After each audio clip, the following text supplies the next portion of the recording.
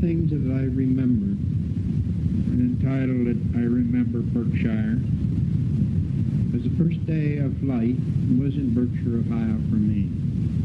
The large house, mostly of walnut, rested on the southwest corner, called the Corners, as it was called in the early days, in the 18 we were.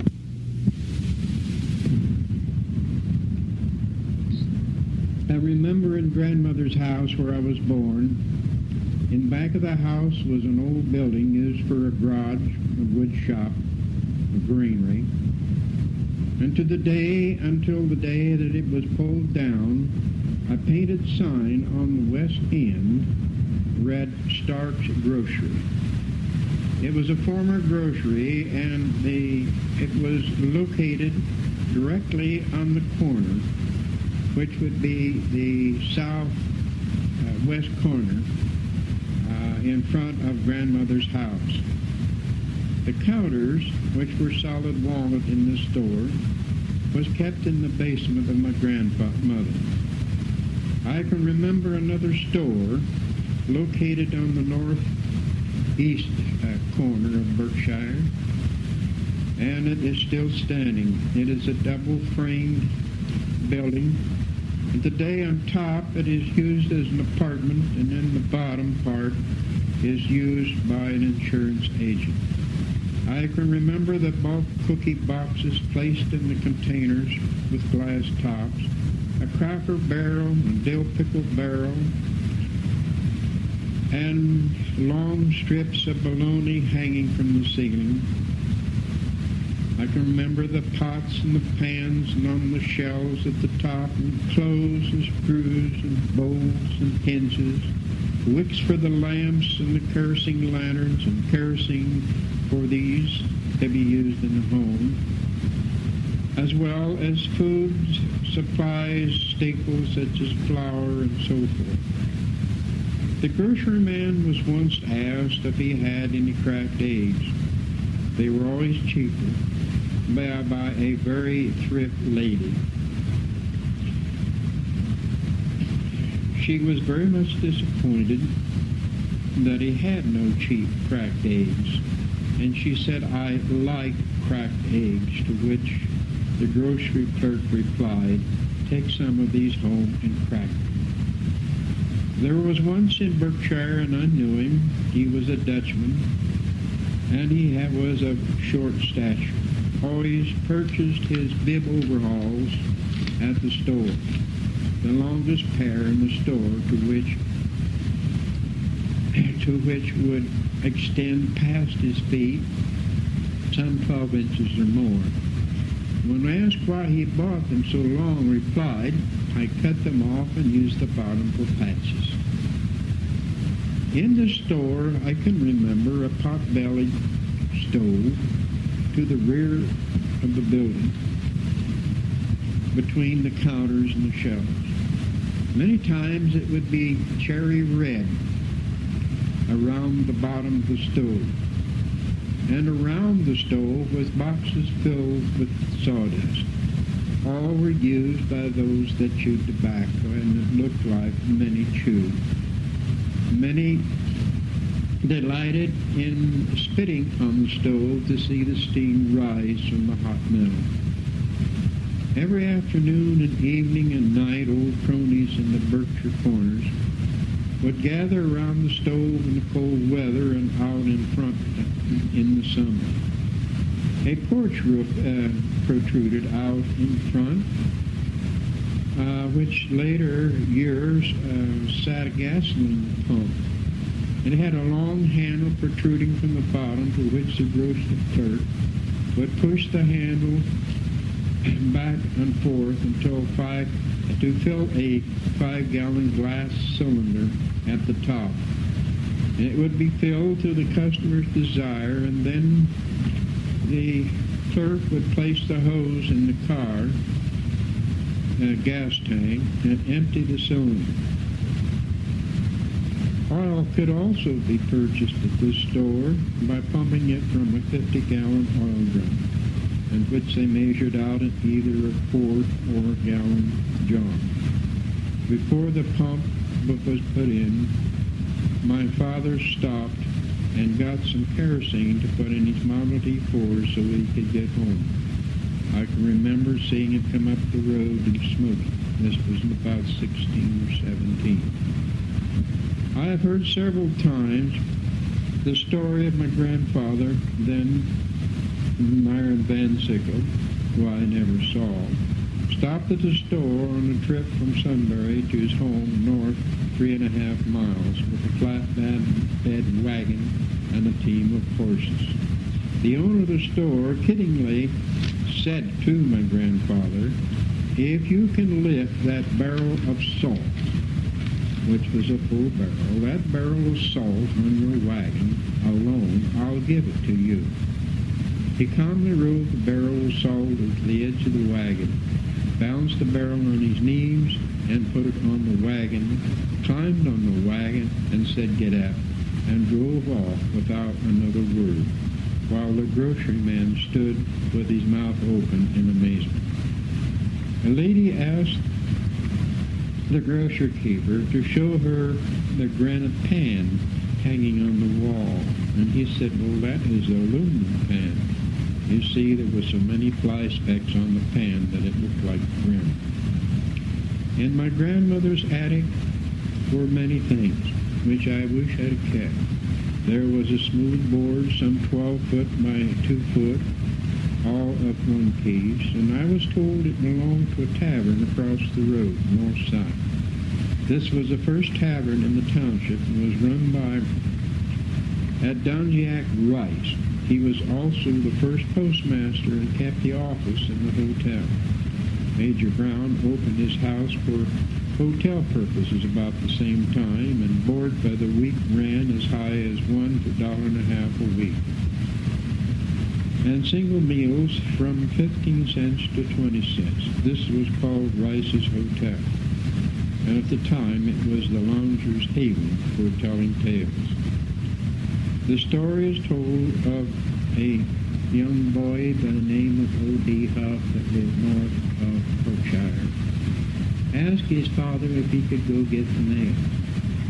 And so he walked down to the Berkshire Corners and went into the tavern. And they were quite loud with the drinks that they were having, and quite boisterous, and it scared this young man Huff. And it scared him to the extent that he ran out as fast as he could go and ran home. By the time he got home, he felt just a little bit more braver, and he told his father and the people who was waiting for mail that there was no mail in the office. One day, the story is told that the tavern caught on fire and it burned down, and a few pieces of this tavern were saved, and one of the pieces saved was the big bar board, which I described a while ago as being about 2 foot wide, was stored in my grandmother's house. There were other things found in grandmother's attic on a rainy day by us kids, where the clock was a clock whose wheels was made of bones, and old muskets, and candle maker, flax grater, spinning wheel, buggy lamps, baby buggy made of wicker and wood wheels, and a coal scoop, which looked like a square sugar scoop with a lid. And this was used to carry live coals from one stove to another on the early years to the fireplaces. There were fireplaces in each room in this big house. I bought at the sale a bed warmer, which looks like a copper pan with a lid on it, looks like a corn popper. And this was used by my mother when she was young, by putting live coals into this pan, which had a long handle on it, and take it upstairs and run the bed warmer in between the sheets and warm the beds up before it retired. I can remember lazy days at grandmother's house. You could hear the bees working on the lilac trees and the honeysuckle vine, and the coo of the morning dove. The tall rambling walnut tree that hung over the woodshed and the tall cedar trees was a haven for all kinds of birds. I remember most the ringing of the anvil from the blacksmith located a small distance south across the road. I would often go down and watch him shoe horses, and most usually I was given a horsetail switch, which was used to keep the flies off of the horses while he was balancing the horse on three legs, fitting the steel shoe to his foot. He would get the horseshoe cherry red, beat it into shape on the anvil, making it ring with a tempo. Then he would suddenly immerse it into a wooden tub full of water. Boiling steam would rise up and fill the room. I remember one day a neighbor lady at my grandmother's house talked me into going to school. Mrs. Dustin was her name, and she was a very friendly woman and well-respected, and I was encouraged to accompany her to the Red Room schoolhouse located east of the Corners, about 1,000 feet. This brick structure was a Episcopal church at one time, the second oldest church west of Pittsburgh. It had a half-round stained glass window in the south. Later it became the schoolhouse for the community for 20 to 30 kids with one teacher in 8 grades. It was at this school I was taken to see an entertainment put on by the students. I was impressed to the point that I didn't want to go to school my first day at the Van Sickle School in Kingston Township. One evening during the winter of 1983, Stanley Grove was at our house, and we had a nice evening talking about the many things that happened in Berkshire. Among these were the heating of the Berkshire church, lights in the church, painting the church, and crops for repair, and painting the church, going to the fair, outdoor plumbing, coal shed, church pews, and Berkshire Homecoming Day. We recall the long lines of tables under the cool maple trees in front of the church, loaded with food and goodies, brought in by the best cooks far and wide on Berkshire Day. There would be at least 200 there. Some traveled many miles to meet some of their old friends and renew their friendship. There would be many games set up for the children on that day. There were the three-legged race, sack race, foot race, ring around a rosy, catching a greased pig, climbing a greased pole for money, and baseball was played across the road. Also, there would be Black Man's Bluff, Ring Around the Rosie, Handy Over the Schoolhouse, and many other games. The most exciting, I think, was catching the greased pig and climbing the greased pole. The pole was set in an upright position in the churchyard, and it was well greased in the morning and again at noon when they would start to climb this pole. It was greased with buggy axle grease, and on top would be a $1 bill. And the kids were told if they could have the $1 bill, if they could shinny up this greased pole. After many tries, the boys would go out into the dusty gravel road in front of the church and roll in the dust and try again. Stanley reached the highest point, So Arnold Jones pushed him up so he could get the dollar bill. The greased pig was probably the most exciting because it got away and they didn't catch it until it reached about 1,000 feet south of the church. The young people would get a good hold on the pig, which was well greased, around its belly, and then it would pop out like a watermelon seed. Then it would get away, and it wasn't caught until it reached the next house. On that day, Goldie Carter's brother, George Fritchie, caught the greased pig. All boys were well greased too. One of the things that I remember most was a 5-gallon and a 3-gallon old-fashioned ice cream freezer that was stored in my grandmother's cellar. And it would appear in the driveway, and an old-fashioned ice cream was made.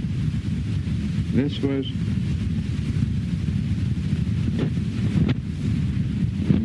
not an electric freezer. It was a kind that you turn a crank. And to a young man, it was exciting. And even though it cranked hard, you would have to take turns and freezing this ice cream. Then it would go down to the churchyard, and after a church program, ice cream would be served. At the beginning, there were 2 stoves in the center on both sides of the church. The stovepipe would go up and outward to a chimney built on the inside of the church, protruding out through the roof. One time, Stanley and Sterling Grove fired the 2 stoves early in the evening before church and early in the morning to get the church heated up. In 1938, a new coal furnace was installed after Ralph Milcher built a chimney on the west end of the church where there was a lean-to shed. In 1955, a new oil furnace was installed. Coal oil lights were probably the first, and candles were used. There was brackets. I can remember that there were brackets on each window where the lamps could be, with reflectors, could be hung. Each night's service had a pungent scent of burning oil and candles. And I can remember seeing on hearing of some of the janitor service was something of the effect of 25 cents a month. He could take the chimneys home, clean them up, and bring them back the next day so that they could be used. Then, according to Stanley, an acetylene generator light plant was installed. The gas fixtures hung from the ceiling was carefully worked on from a high 15-foot step ladder. Then came the electric generator, and it was also installed in the shed in the rear.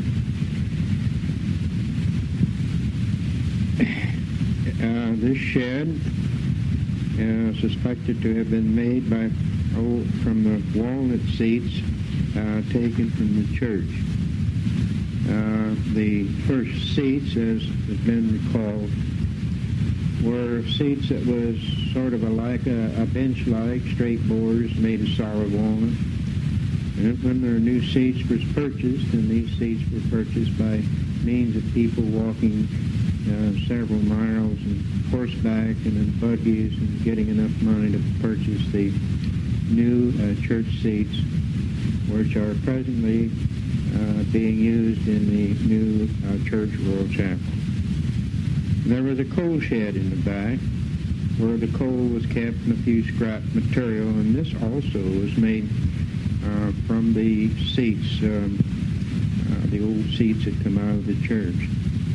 And then the Columbus Southern Ohio Electric came along, and finally they installed about in the 1920s, and then they used this source of energy. Minimum charge in those days was around $2.50 a month. One of the projects Well, the Berkshire Church, as told to me by Orville Bukowski, was that in 1941 the Berkshire Church went to the county fair. Orville Bukowski once said to me, we wore boots wading in mud ankle deep, selling hamburgers at 5 cents each. In 1941, they cleared $300 during the fair week. In the 1800s, the story is told to me that the women of Berkshire, and I'm assuming it was a Berkshire church or some affiliate, they made a flag with stars, and my grandfather, Nathaniel Frost, mounted the flag on a pole and on his spring wagon and joined a 4th of July parade in Delaware. On his return, Stanley Grove's grandfather said, there's something wrong with that flag. Now, that flag had 45 stars.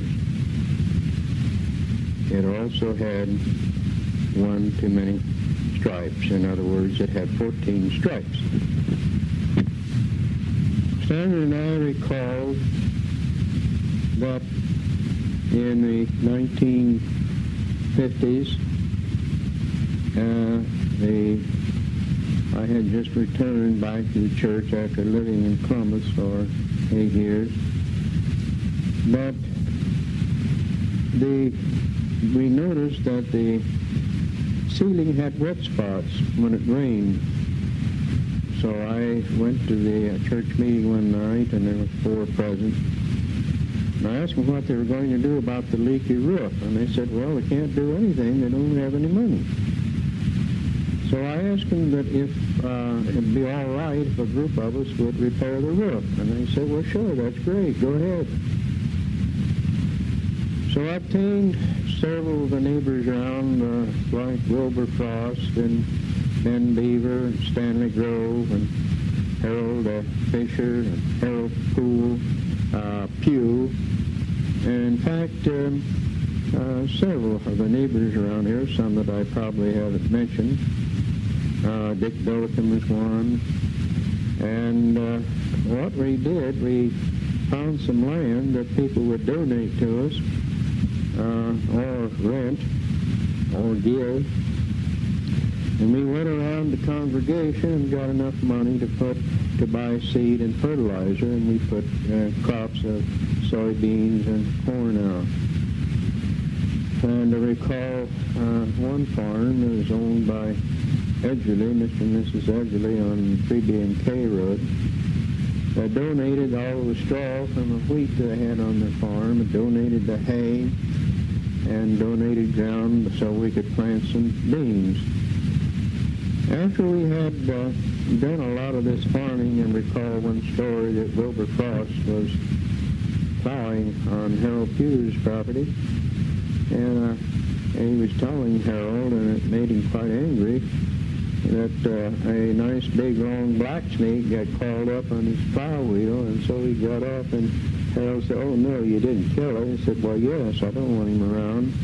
Well, Harold Pugh was one who was a naturalist, and he didn't like things like that killed, but he thought it was kind of funny, and of course Harold didn't think it was.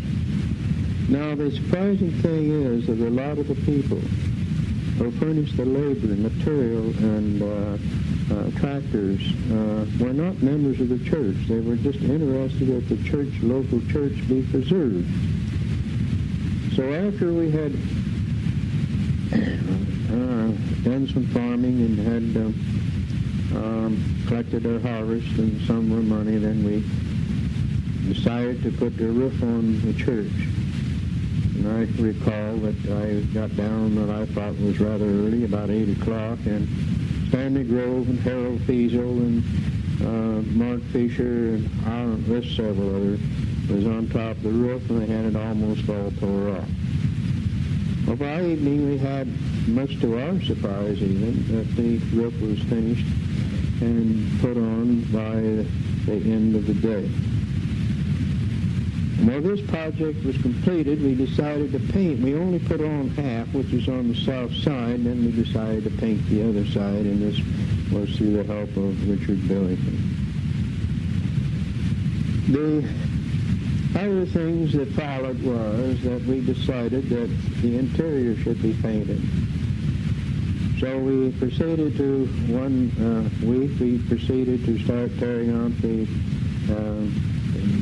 benches or pews, and sanded the floor, and sanded the windows, and tore off the brackets on the windows that where the chorale lights used to hang, and we tore out the railing at the kneeling altar, and we did a general clean up and paint of the interior of the church. We used a big, large scaffolding with wheels on, and I can recall that Stanley Grove's father used to push that just about an inch at a time, and we would go completely around the church, and we had various levels of planks, and we could paint it as we went around.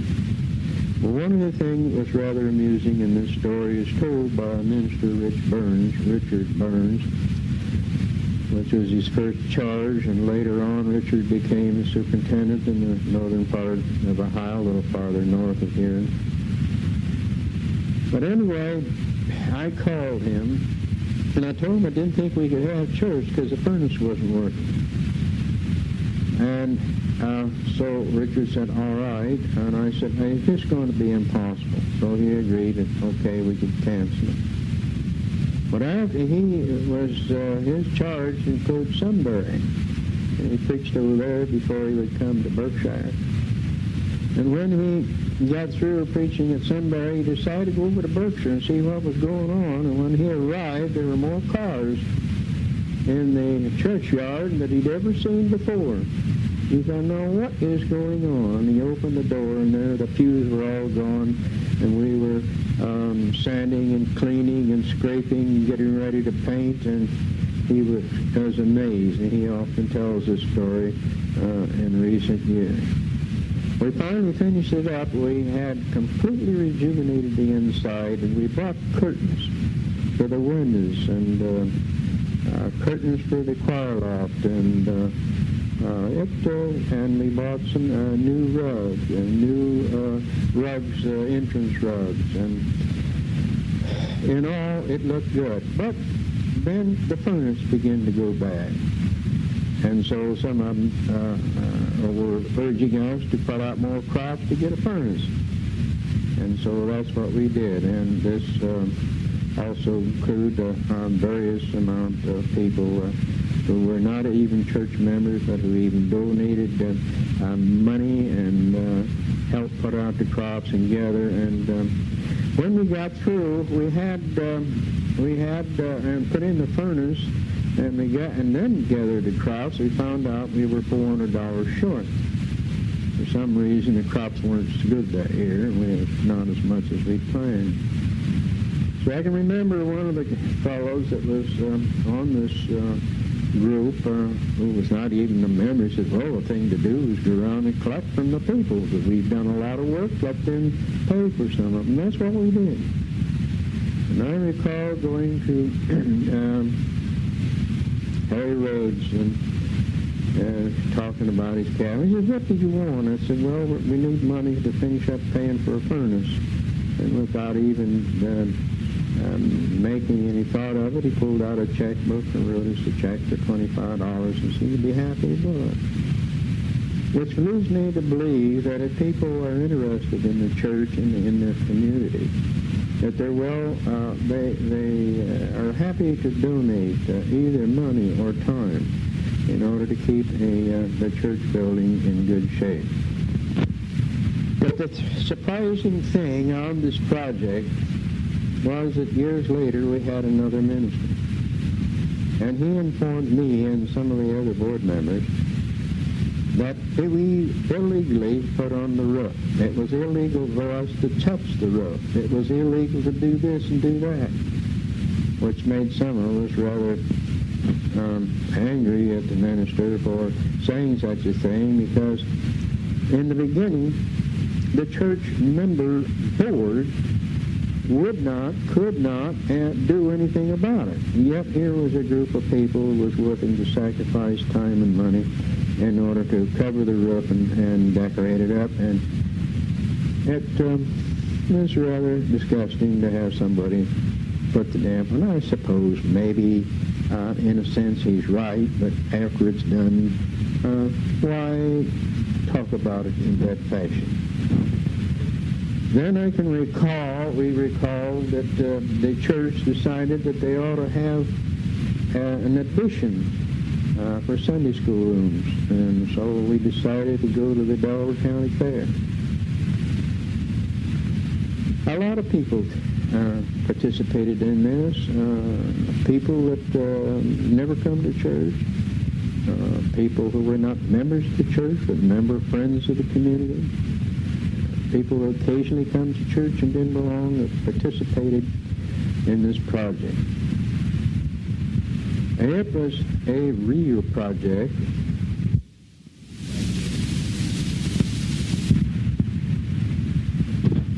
Before we could complete the plans for the addition onto the church for addition schoolrooms, Sunday school rooms, we had purchased, or was given to us rather, for the use, was Mrs. Crawford, who lived next door, donated the land in the back so that we could put up this building. But before this project was finished, the Cheshire Church was threatened by the Army Corps of Engineers flooding their basement and drowning their church, so it was a short time after they found this out that the two churches got together. And then in about 1973, they had their first service in a brand new church called Rural Chapel.